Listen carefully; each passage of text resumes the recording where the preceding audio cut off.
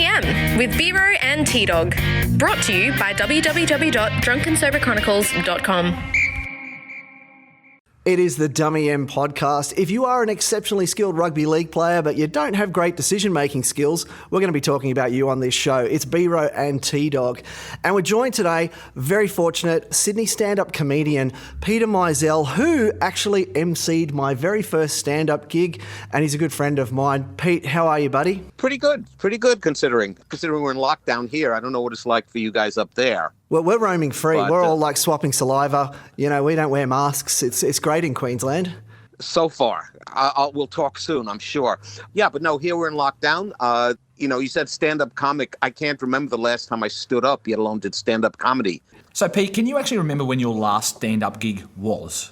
Last month, the last gig at Manly Boat Shed. Oh, how was that? That's a tough room. It was one of the best shows I had. I headlined there. It was one of the best, which is fairly unusual these days. It was one of the best shows I had, and the 6 people in the audience loved it. You wouldn't have had... I'm not exaggerating. If it was at Manly, though, you wouldn't have had any Manly fans because we know they don't travel. Not even across the street? No.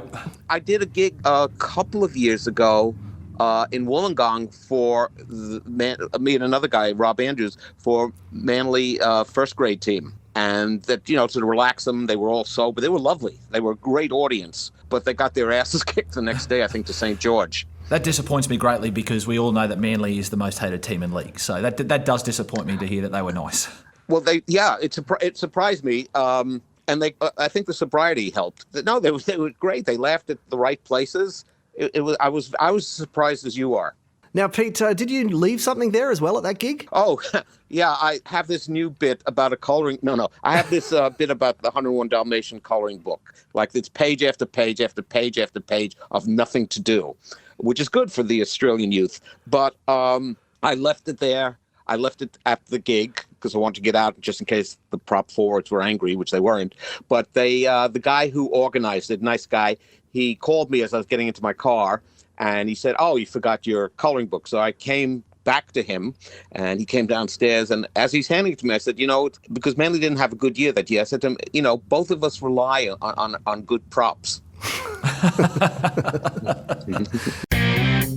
The Dummy M with Vero and T-Dog. Brought to you by www.drunkensoberchronicles.com.